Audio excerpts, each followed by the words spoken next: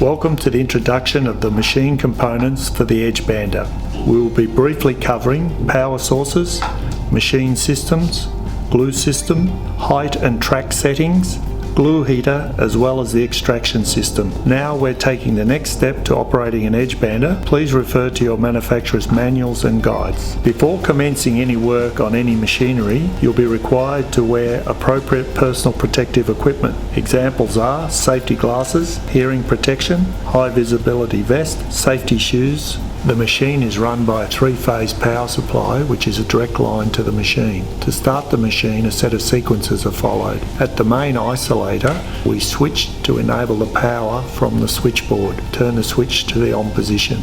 Machine power switch powers it on or off. Turn the switch to the right to enable power. Finally, we then turn the power on at the control box. Here we cover the inner workings of the machine, consisting of a number of process stages. The first workstation is the end saw. The work passes through the sequences of process stages to ensure the edge tape is applied correctly. The end saw trims the edge tape to the required length on the start and end of the board being edged. The trimmers take the overhang edge tape on the top and bottom side of the board being edged.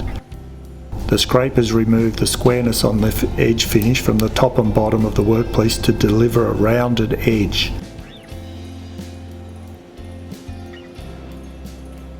The final stage, the buffers, clean off any scrapings and glue left on the part. The glue system is part of the edging process at the start of the operation. Here, where the glue gets applied to the edge of the board through the glue roller. This and most Edge Banders operate on a hot glue application system, which means that the glue needs to be heated to 185 degrees to ensure it can be applied to the board by the roller. The glue pot is where glue pellets are loaded and melted to enable application.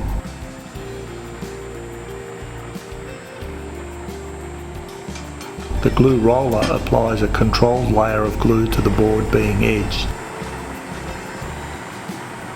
The application rollers ensure that the edge tape is secured on the edge of the board. The feed and track height are the first that need to be adjusted to set the clamping tension on the board to ensure it is secured. To set the board thickness that is to be fed through the machine, we need to turn by hand the wheel to adjust machine height to suit the board being fed through.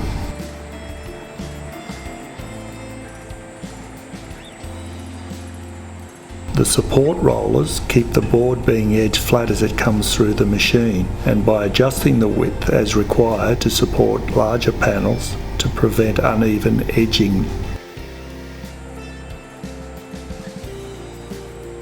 The track pulls the part through the machine by gripping the board being fed through the machine securely and at the set feed rate. The heater should be used when the atmospheric temperature is less than 7 degrees.